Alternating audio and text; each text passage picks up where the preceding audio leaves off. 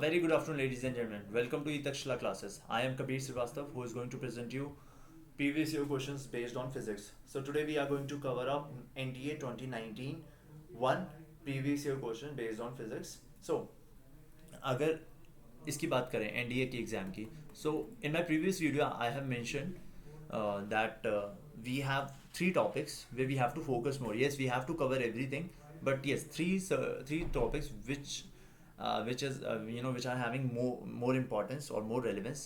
First topic is your electricity, right? Second is your mechanics. Then third is your this wave, light, or basically light and optics. Wave, light and optics. So these three topics are very very important. Okay, so ये मैंने अपनी previous video में भी mention किया था. आपको obviously सब कुछ कवर करना है बिकॉज 3 से 4 क्वेश्चन और टॉपिक से भी आएंगे, बट इन चीज़ों को तो अच्छे से करना ही करना है. ठीक है, इन 3 चीज़ों पे आपकी ग्रिप बहुत अच्छी होनी चाहिए. अब बात करें एनडीए में, जैसे ये होता है आपका जीएटी जनरल एबिलिटी टेस्ट. इसमें 150 क्वेश्चन होता है, out of which 50 question are from English and out of remaining 100 means remaining 100 आपको 20 से 25 क्वेश्चन फिजिक्स के भी दिखते हैं. ठीक है, तो इट इज़ वेरी इंपॉर्टेंट क्योंकि एनडीए के मोस्टली स्टूडेंट्स नॉन मेडिकल वाले होते हैं. Right, mostly student non medical वाले हैं, तो उनके लिए ये पार्ट करना बहुत ज़्यादा इंपॉर्टेंट है और इजी भी रहेगा क्योंकि आपने +1 +2 में फिजिक्स पढ़ी है या फिर आप पढ़ रहे हैं +2 में, तो आपकी ग्रिप अच्छी हो सकती है. अगर आप थोड़ा सा इसमें टाइम इन्वेस्ट करेंगे then you will be reaping more benefits from it. Right, so this is what I want to say in regard of NDA examination. And yes, talking about other examination like CDS, CAPF and AFCAT. So like in this session, means in this particular session we cover we cover all the question in a very comprehensive manner.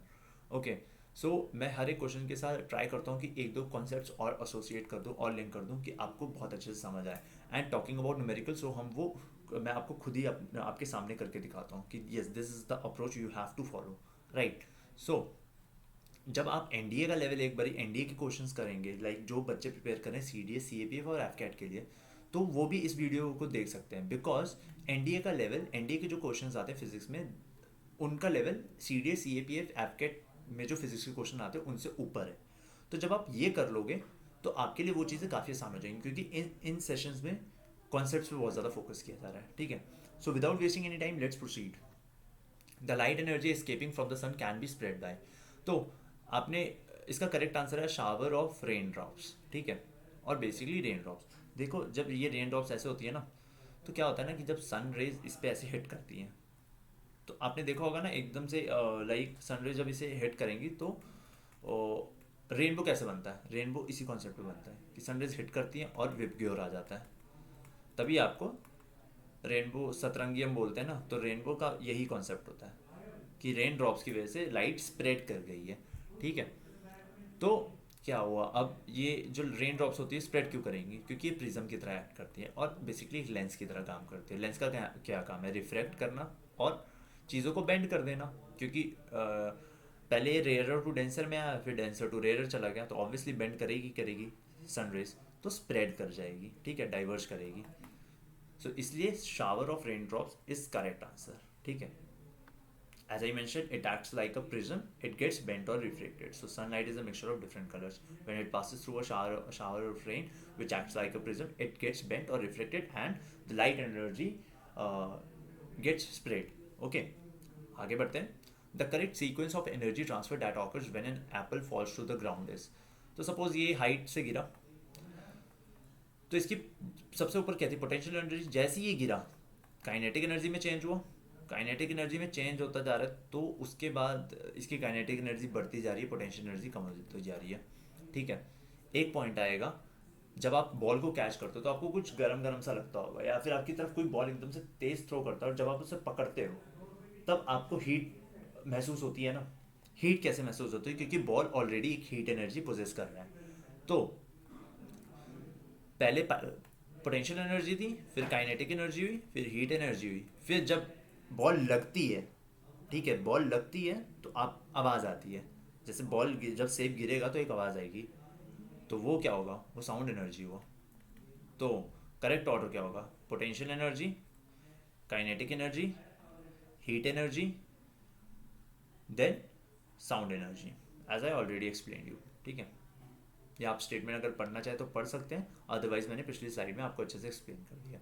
आगे बढ़ते हैं.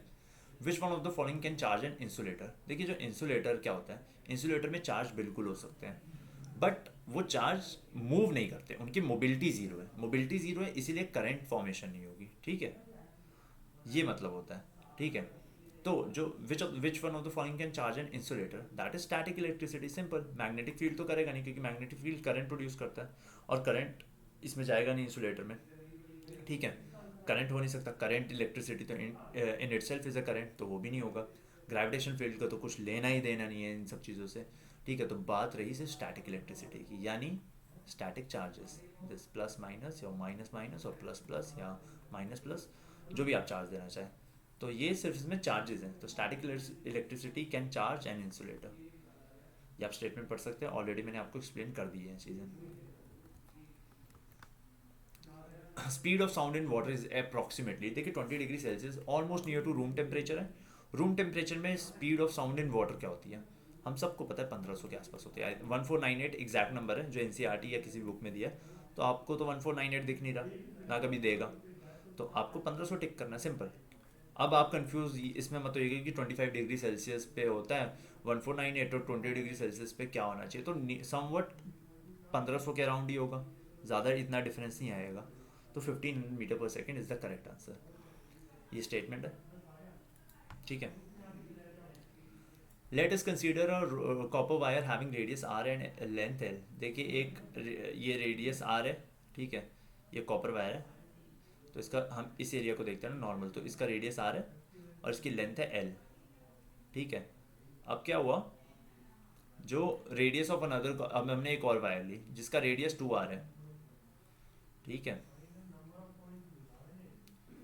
2r है और length कितनी है, suppose ये लीजिए, length यहाँ से शुरू हो रही है, l/2 हो गई. तो रेजिस्टेंस का फॉर्मूला क्या होता है, r is equal to rho L by, हमारा पहले क्या था, r इज इक्वल टू जो ये वाला r है, ध्यान दीजिएगा ये वाला r, इसकी वैल्यू क्या होगी, rho into L by A, that is pi r square.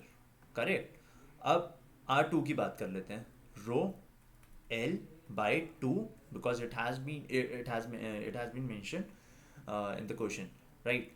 ए की बात करते हैं, pi r by 2, sorry 2r square, 2r हो गई इसकी वैल्यू, तो r स्क्वायर और 2 का स्क्वायर कितना हो 4, तो ये क्या हो गया, rho L by 8 pi r square. तो rho L by pi r square कितना हो, rho L by pi r square, वो हो गया आपका r, और नीचे 8 है तो r बाई 8, तो करेक्ट आंसर हो जाएगा r बाई 8. ठीक है, answer D. Basic scientific principle behind a nuclear reactor is, देखिए हमारे जो अभी न्यूक्लियर रिएक्टर फिजिबल है, जो भी एग्जिस्ट करते हैं, वो सारे फिजन के बेसिस पे, क्योंकि उसमें यूरेनियम होता है, यूरेनियम फ्यूल होगा. ठीक है, यूरेनियम फ्यूल होगा, तो यूरेनियम फ्यूल ब्रेक होता है, यूरेनियम के एटम्स ब्रेक होते हैं, फिर वो कन्वर्ट होते हैं. ठीक है, ऐसी एनर्जी प्रोड्यूस होती है, एटम के ब्रेक होने से एनर्जी प्रोड्यूस होती है, तो दैट इज फ्यूजन. तो ऑप्शन सी या डी में होना चाहिए. अब अनकंट्रोल्ड है या कंट्रोल्ड है, तो आप थोड़ा सा कॉमन सेंस लगाएं कि अगर अनकंट्रोल्ड हुआ तो ये ब्लास्ट ही कर जाएगा. व्हाट हैपेंड इन चेर्नोबिल, कि रिएक्शन जो था अनकंट्रोल्ड हो गया, कोई उसे ओपोजिंग पावर नहीं थी, इसीलिए चेर्नोबिल में ये डिजास्टर हुआ. और चेर्नोबिल अगर आपने वेब सीरीज देखी होगी, मिनी वेब सीरीज, तो उसमें वो मेंशन करते हैं प्रोफेसर लेगेसॉफ कि जो बोरोन रोड, जब हम रिएक्टर को कंट्रोल करना होता है तो बोरोन रोड्स जो कि 209 थी नंबर्स में, वो आगे हो जाती हैं कि रिएक्शन को हम कंट्रोल कर सकें, जो न्यूक्लियर रिएक्शन हो रहा है उसे कंट्रोल किया जा सके. सो बोरोन रोड्स है, बोरोन रोड्स क्या करिए, कंट्रोल करिए. सो आंसर क्या होगा, कंट्रोल न्यूक्लियर फिजन. आपको पता है D2O भी यूज होता है एज अ कूलेंट. ठीक है, हैवी वाटर बोलते हैं इसे, एज अ कूलेंट यूज होता है, बोरोन रॉड्स यूज होती हैं. ठीक है, तो that is control nuclear fission. Okay, आगे बढ़ते हैं. The magnetic field strength in a solenoid depends upon the number of, ये सोलेनॉइड की बात चल रही है, तो उसके मैग्नेटिक फील्ड स्ट्रेंथ के डिपेंडेबिलिटी पूछ रही है कि किस चीज़ पे ज़्यादा डिपेंड करता है या किस चीज़ पे डिपेंड करता है वो बेसिकली. तो नंबर ऑफ टर्न्स पे डिपेंड करता है.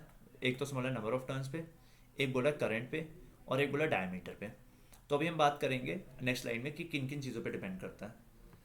आप इसमें देखिए स्ट्रेंथ ऑफ मैग्नेटिक फील्ड, कि मैग्नेटिक फील्ड की स्ट्रेंथ क्या उस पर डिपेंड कर रहा है, magnetic field strength of a solenoid, current flowing through the solenoid उस पर डिपेंड कर रहा है, number of turns of the coil उस पर डिपेंड कर रहा है, length of solenoid in metres उस पर भी डिपेंड कर रहा है, but it does not depend upon the diameter of solenoid. Solenoid क्या होता है, ऐसा होता है ना, ये ऐसे उसमें वायर रैप्ड होती हैं, ठीक है। तो अब हमारे उसमें current flowing through the solid, ये करंट दिया हुआ था, number of turns of the coil भी दिया हुआ है, ये दो ऑप्शंस तो चलो दिए नहीं थे अपने को। एक दिया था कि डायमीटर भी डिपेंड करता है, बट डायमीटर पे यहाँ बोला गया कि डिपेंड नहीं करता। तो अब इस हिसाब से क्या होना चाहिए, statement 1 is correct, statement 2 is correct, but statement 3 is wrong, so the correct option here is 1 and 2 only, that is option D. Light year is a unit measurement of, आपके सामने 4 ऑप्शन है, तो लाइट ईयर, देखिए confusion होनी चाहिए यहाँ पे, बस ये तो हो नहीं सकता अमाउंट ऑफ लाइट रिसीव्ड, यानी ये किसी एनर्जी की फॉर्म की बात कर रहा है, ल्यूमिनस इंटेंसिटी की बात कर रहा है, ये मास ऑफ एटम्स की बात कर रहा है केजी, ये भी नहीं हो सकता लाइट ईयर। लोग ईयर से कंफ्यूज कर देंगे कि इसमें टाइम मेजर किया जा रहा है या टाइम इंटरवल है, बट नहीं, लाइट ईयर को हमेशा डिस्टेंस के लिए मेजर किया जाता है, ठीक है।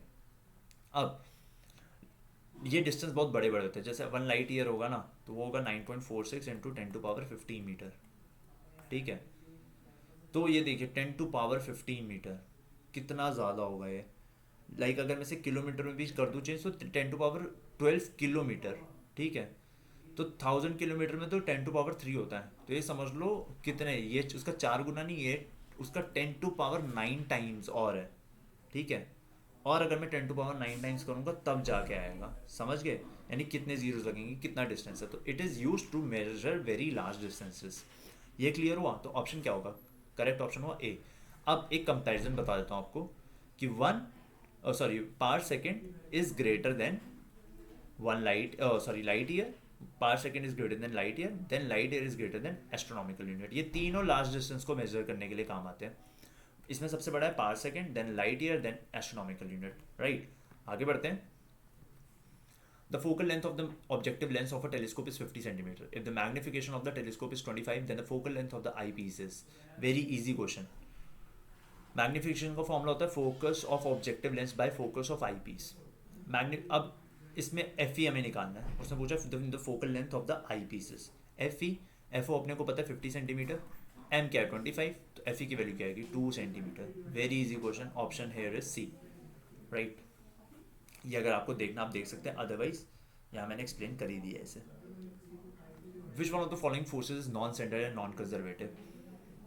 इसी को अगर नॉन सेंट्रल देखें तो फ्रिक्शनल फोर्स जो है, क्या वो नॉन सेंट्रल फोर्स है? बिल्कुल है, क्योंकि वो सेंटर ऑफ मास पे डिपेंड नहीं करती, चाहे बॉडी ऐसी हो, चाहे ऐसी हो, चाहे कैसी भी हो, it is a non central force.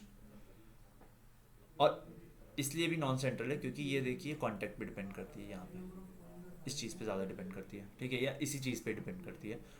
और नॉन कंजर्वेटिव क्यों है नेचर में? मान के चलिए एक टाइल फ्लोर है, ये एक पाथ हो गया, एक ऐसे है पथरीला रास्ता, बहुत रफ पैच है, ठीक है, तो यहाँ पे फ्रिक्शन आपको कम लगेगी, यहाँ पे फ्रिक्शन ज़्यादा लगेगी, तो फ्रिक्शन फोर्स यहाँ पे ज़्यादा होगी, ठीक है, फ्रिक्शन फोर्स यहाँ पे ज़्यादा होगी और यहाँ पे कम होगी, तो यहाँ पे ज़्यादा यहाँ पे कम हुई, तो डिपेंड किया ना पाथ पे।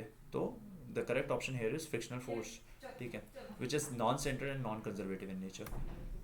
Then moving on to the next question, suppose there are two planets 1 and 2 having the same density but their radii are r1 and r2 respectively, where r1 is greater than r2. The acceleration due to gravity on the surface of these planets are related as, so देखिए g का formula क्या होता है, G M R E square, that is mass of that this planet, ठीक है। अर्थ के case में हम दिस इज आर ही हम लेते हैं अर्थ के केस में, और एम ही लेते हैं अर्थ के केस में, ठीक है। अब मास सेम है, उसने बोला हैविंग द सेम डेंसिटी, ठीक है, तो मास सेम होगा, ओके।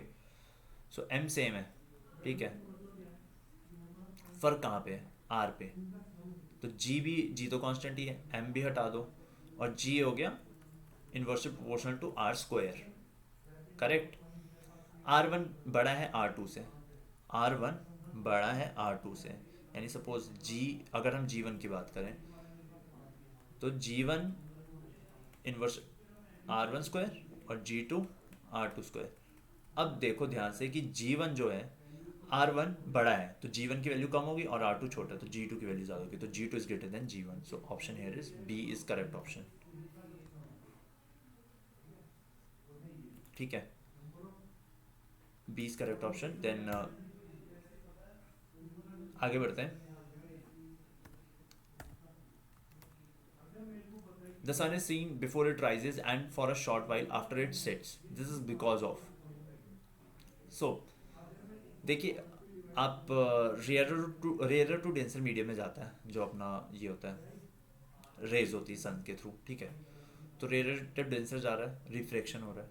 ठीक है, तो ऑब्वियसली रेज जो है बेंड कर रही है, इसीलिए हमें sun is seen before it rises and for a short while after it sets.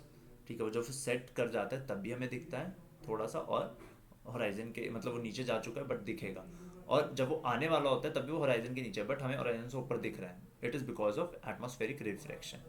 ठीक है, answer B is the correct option. The figure shows above gives the time t versus position x graphs, मतलब time और distance time graph है basically. ठीक है, of three objects A B and C, which one of the following is the correct relation between their speed V A V B and V C at any instant. अब ज़रा distance यहाँ पे है, ये ध्यान दीजिएगा, और टाइम यहाँ पे है।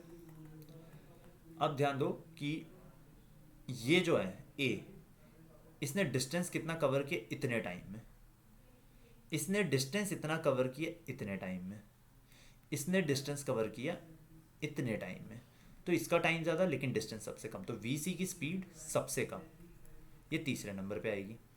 वी बी की स्पीड दूसरे नंबर पे और वी ए की स्पीड पहले नंबर पे, तो V A greater than V B greater than V C, so correct option देखो बी ऑप्शन।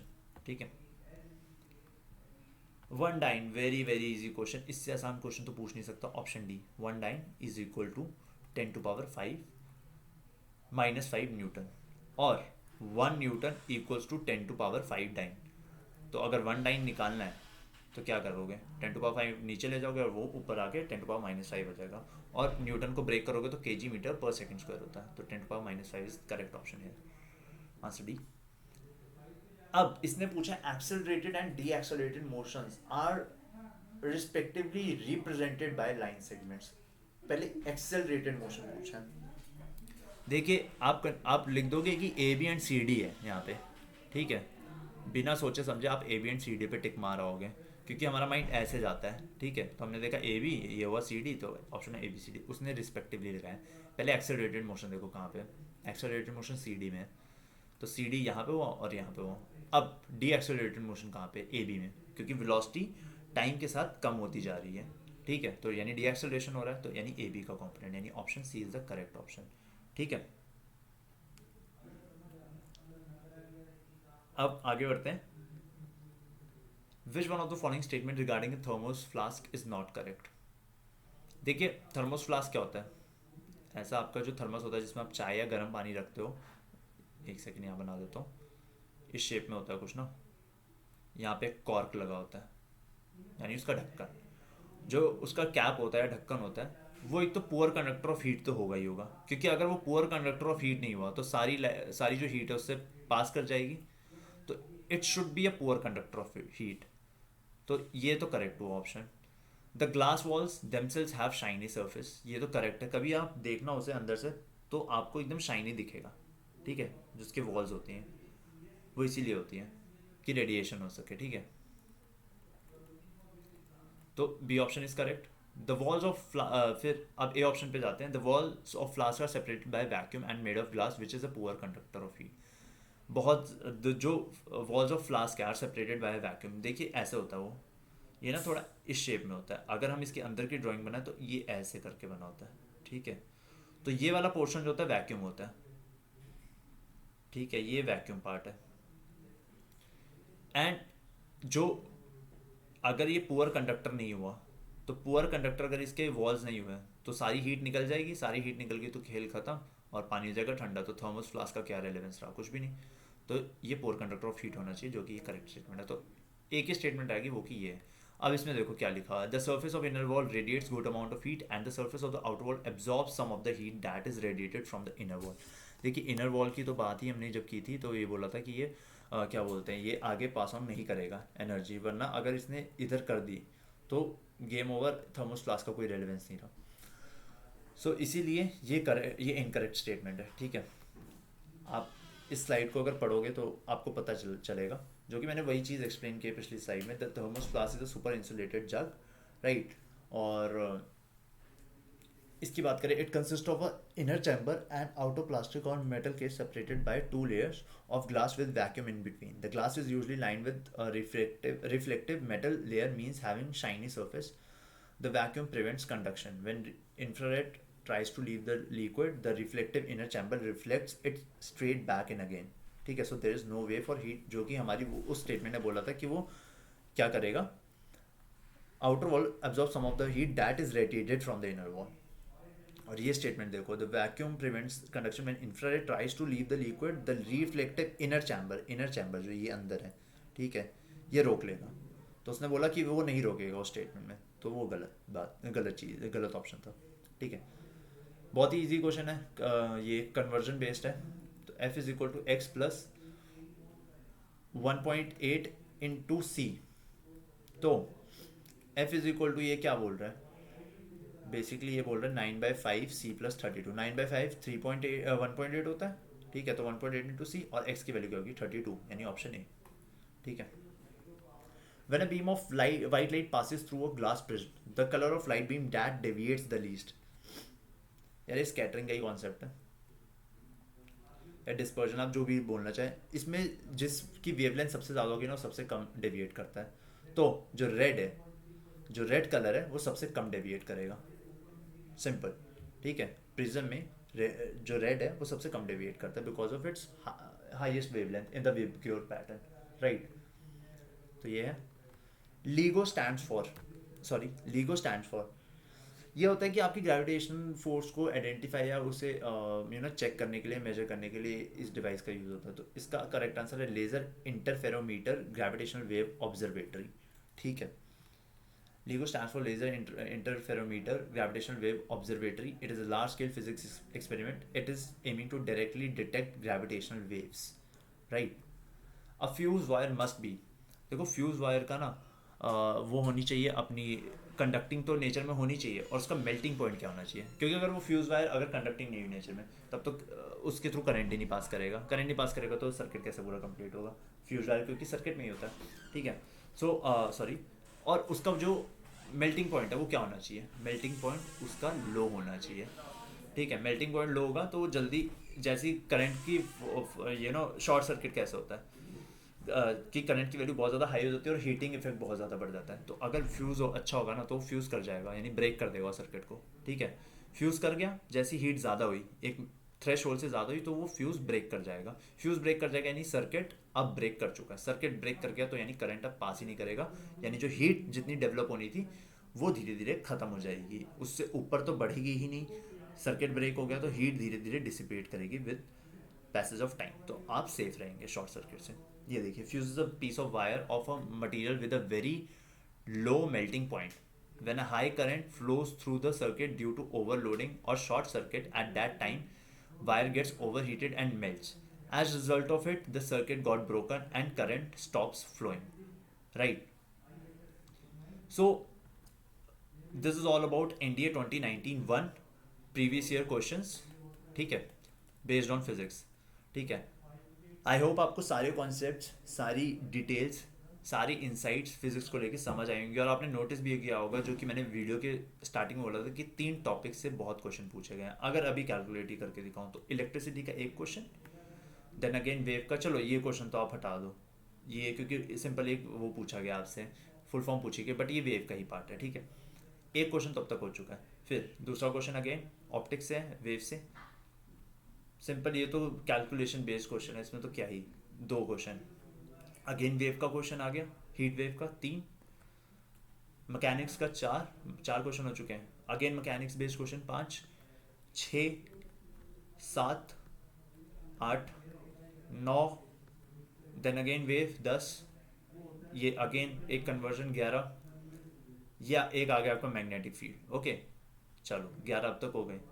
अगेन न्यूक्लियर, ये तो बहुत ही बेसिक क्वेश्चन पूछा है, तो 11 क्वेश्चन अभी भी मैं मान के चल रहा हूँ। लेट अस, ये भी electricity 12, sound wave 13, electricity again 14, again gravity यानी मैकेनिक्स का पार्ट 15, देन दिस अगेन, तो 16 क्वेश्चन। देखो 20 में से 16 क्वेश्चन इन्हीं टॉपिक्स पे थे, राइट यानी 80% पार्ट इसी इन्हीं सबसे आया है। जस्ट अ मिनट,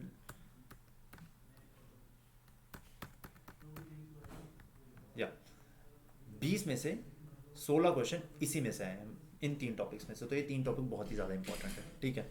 तो please like this video and appreciate our efforts, and if you want any improvement to be done from our side, then please do mention that in the comment box.